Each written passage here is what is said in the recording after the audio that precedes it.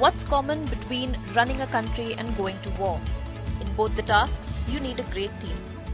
A team that will back you and whose vision aligns with yours. A week after getting elected, the United States President-elect Donald Trump is now lining up his men to begin his second term. Interestingly, for New Delhi, most men selected are pro-India and happen to have an anti-China leaning. Now, it is important to know these men as New Delhi will be dealing with them for the next 4 years. So first up, you have Mike Waltz. He's been roped in for the role of National Security Advisor. He's a retired Army Green Beret and congressman from Florida. He views New Delhi as a strategic ally to counter Beijing's influence in the Indo-Pacific region. He has been advocating for deeper defense cooperation between the US and India, including joint military exercises and technology transfers. At the same time, he is one of the most vocal critics of China, often describing it as a destabilizing force in the region. Next up, we have Marco Rubio. He's going to be the United States Secretary of State.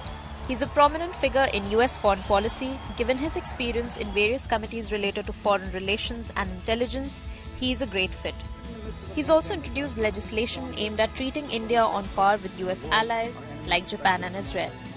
Along with that, he's been aiming to bolster India's defense capabilities against threats from China and Pakistan. Another important role is that of a CIA director. This role has gone to John Ratcliffe. He's a former director of national intelligence and has been a staunch supporter of Trump's hardline policies. Now, his appointment is expected to continue the administration's tough stance on Chinese espionage and influence operations globally. Another fresh appointment is that of Tulsi Gabbard. The former Democrat representative turned Republican supporter has been selected to lead the national intelligence. Gabbard is a veteran who served in the US military for more than 2 decades. She's also vouched for taking harsh measures against fundamentalists and combating terrorism, something that aligns with India's policies. Then you have Elon Musk and Vivek Ramaswamy with a much anticipated portfolio, Department of Government Efficiency or DOGE.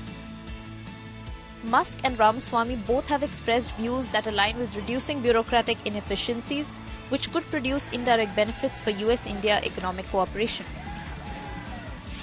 Then you have Susie Wiles, a seasoned political strategist who has now become the White House Chief of Staff.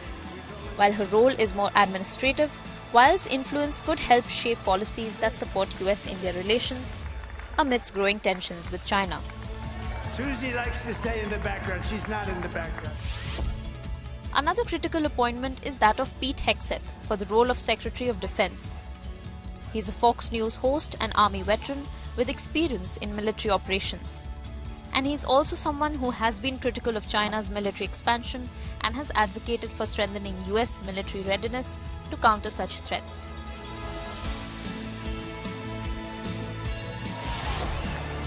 Next up, you have Kristi Noem, Secretary of Homeland Security. The governor of South Dakota is known for her conservative policies and strong stance on immigration.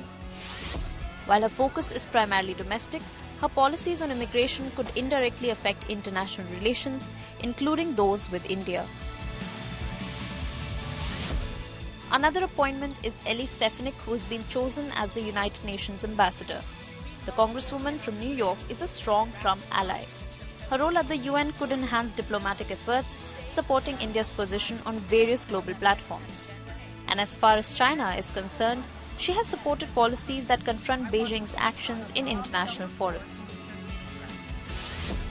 Now, at large, Donald Trump's recent appointments reflect a strategic focus on strengthening US-India relations, while maintaining a strong anti-China stance. So while one cannot say what a second Trump term might look like, one thing is for certain. US-India ties are set to remain one of the top priorities. Bureau Report, India Today Global.